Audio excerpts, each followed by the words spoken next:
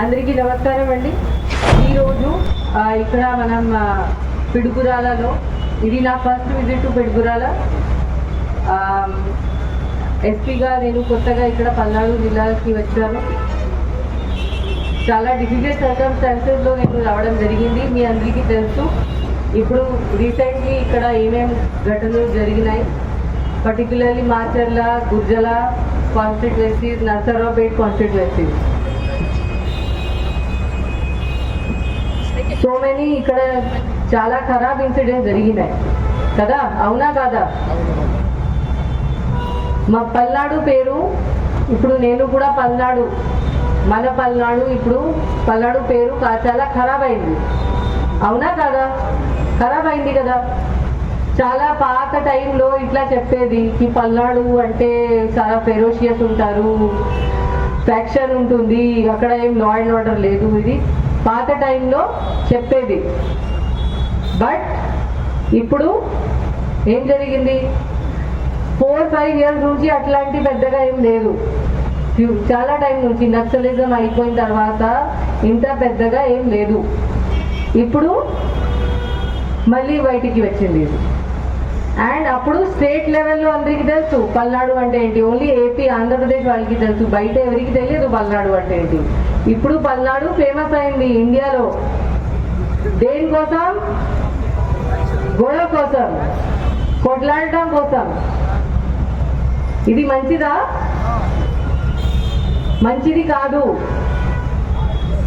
పల్నాడు వాళ్ళ గురించి నేను ఏం విన్నాను, పల్నాడు వాళ్ళు చాలా సిన్సియర్ ఉంటారు, చాలా లాయల్ ఉంటారు. ఏం ఒకసారి డిసైడ్ చేస్తే అది కంప్లీట్ అయిన వరకు వదిలిపెట్టరు, అంత డెడికేటెడ్ ఉంటారు పల్నాడు వాళ్ళు. బట్ ఇప్పుడు పల్నాడు పేరు చాలా ఖరాబ్ అయింది. బట్ నాకు ఇప్పుడు కూడా హోప్ ఉంది. నేను అనుకుంటున్నాను మనం ఇప్పుడు మన ఇమేజ్ మార్చుకోవచ్చు. ఇప్పుడు ఎలక్షన్ కమిషన్ దృష్టికి వచ్చింది, నేషనల్ మీడియాలో ఫేమస్ అయింది. బట్ ఎలక్షన్ రోజు ఏం జరిగింది దానివల్ల. నా నెక్స్ట్ 4th నాడు కౌంటింగ్ జరుగుతుంది, ఎలక్షన్ కౌంటింగ్ జరుగుతుంది. మన కౌంటింగ్ అప్పుడు కూడా ఇట్లా జరిగితే పర్మనెంట్గా పల్నాడు పేరు ఖరాబ్ అవుతుంది.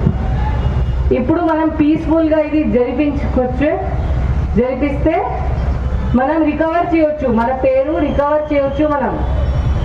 ఓకే, అది ఒకేసారి ఏదో సమ్ ప్రాబ్లం వల్ల అట్లా జరిగింది, బట్ ఇది నార్మల్ కాదు. మళ్ళీ ఇక్కడ 4th కి 5th కి 6th కి మళ్ళీ ఇక్కడ ఇట్లాంటి ఇన్సిడెంట్ జరిగితే పల్నాడు పేరు ఎప్పుడు ఫర్ ఎవర్ కోసం ఇండియాలో టోటలీ ఖరాబ్ అవుతుంది, ఇది గ్యారంటీ. ఇది కావాలా మీకు? కావాలా పల్నాడు పేరు, పిడుగురాల పేరు అట్లా కావాలా? ఎంతమందికి కావాలి? వద్దు కదా. సో దానికోసం మనం అందరం ఇప్పుడు పని చేయాలి.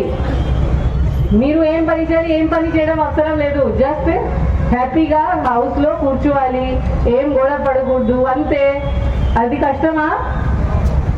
కష్టం ఉందా? లేదు కదా. ఇప్పుడు చూడండి, మన దగ్గర 160 కేసెస్ కట్టడం జరిగింది రీసెంట్లీ.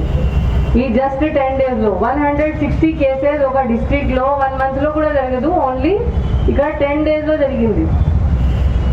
ఆ 160 కేసెస్లో మనం 1300 మందికి అరెస్ట్ చేయడం జరిగింది.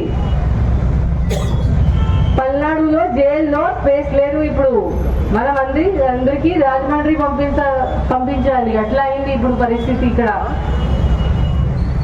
దెన్ ఇవి అన్ని పొలిటికల్ రైటింగ్ కేసెస్ అంటే రౌడీ షీట్ ఒక కేసులోనే ఓపెన్ చేయవచ్చు. ఆల్రెడీ నిన్నటి వరకు more than 400 రౌడీ షీట్స్ నేను ఓపెన్ చేసేసాను. దానిలో చాలా మంది ఒక్కొక్క కేసు వాళ్ళు కూడా ఉన్నారు. ఇప్పుడు అందరి 1200% రౌడీ షీట్ ఓపెన్ అవుతుంది. ఒకసారి రౌడీ షీట్ ఓపెన్ చేయడం జరిగితే మనం ఎలక్షన్ కమిషన్కి దాని గురించి నోటీస్ కూడా పంపిస్తే దట్ వీళ్ళు రీసెంట్గా ఎలక్షన్ అప్పుడు రౌడీగా అయ్యారు. ఎవరు క్లోజ్ చేస్తారా?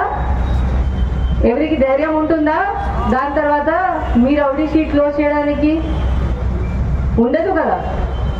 సో ఎందుకు కావాలి అట్లా? మనకి ఇది ఇట్లాంటి వద్దు. మీరు అందరూ మీరు చాలా మంది ఊళ్ళో నుంచి వచ్చి ఉంటారు, మీరు అందరికీ చెప్పాలి. మీ ఫ్యామిలీ మెంబర్స్, మీ ఫ్రెండ్స్, బంధువులు, రిలేటివ్స్ అందరికీ, మీ నోన్ పర్సన్స్కి, మీ ఎక్కడ ఊరు నుంచి వచ్చారు అందరికీ ఇది చెప్పాలి దట్ మనకి ఇది వద్దు. మనకి ఇంత పోలీస్ అవసరం ఉందా? కావాలా మీకు మీ ఊర్లో ఇంతమంది పోలీస్?